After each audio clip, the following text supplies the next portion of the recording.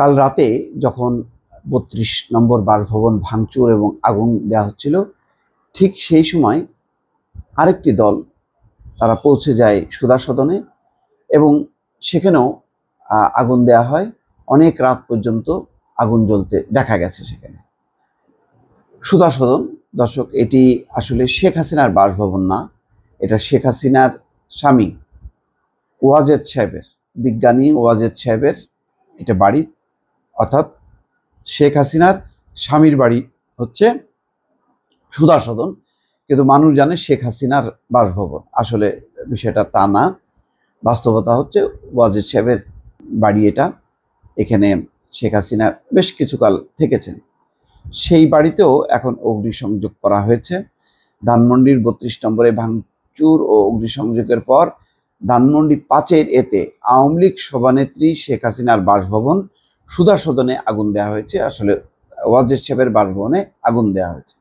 বুধবার রাত 10:30টার পর সেখানে আগুন দেওয়া হয় বলে প্রত্যক্ষদর্শী জানিয়েছেন। অর্থাৎ ৮টা-৯টার সময়, যে সময় চলছিল, 10টার সময় যখন ৩২ নম্বরের বাসভবন ভাঙা হচ্ছিল, ঠিক ওই একই সময় আরেকটা গ্রুপ সেখানে যায় এবং সেখানে তারা আগুন দিয়ে দেয়। ফায়ার সার্ভিসের নিয়ন্ত্রণ কক্ষের দায়িত্বরত কর্মকর্তা রাকিবুল হাসান জানান, রাত 10:30টার দিকে সুধা সদনে আগুনের খবর পান তারা। সেখানে আগুন নিয়ন্ত্রণে ফায়ার সার্ভিসের কর্মীদের পাঠানোর প্রক্রিয়া চলছে।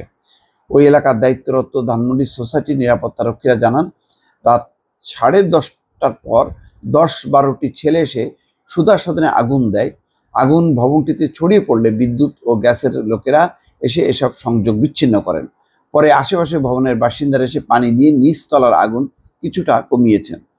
রাত 12টার সময় ভবনের 2য় এবং 3য় এবং 4র্থ তলার বিভিন্ন কক্ষে আগুন জ্বলতে দেখা গেছে। এটা বিপজ্জনক ছিল কেন? এই জন্য যে সুধা সদনের পাশে, আশেপাশে, ডানে বামে, সামনে অনেকগুলো ভবন আছে। তো এই আগুন যদি আশেপাশে ভবনে ছড়িয়ে পড়ে, এই জন্য ওই এলাকায় একটা আতঙ্ক তৈরি হয়। আর যারা আগুন দিতে এসছে, প্রথম আলো রিপোর্ট হচ্ছে 10-12 জন। তার মানে এটি ঠিক 5ই আগস্টের যে গণবিক্ষোভ, মানে গণ আন্দোলন, গণ অভ্যুত্থানের সাথে 5ই ফেব্রুয়ারি কিন্তু তুলনা করা যাবে না।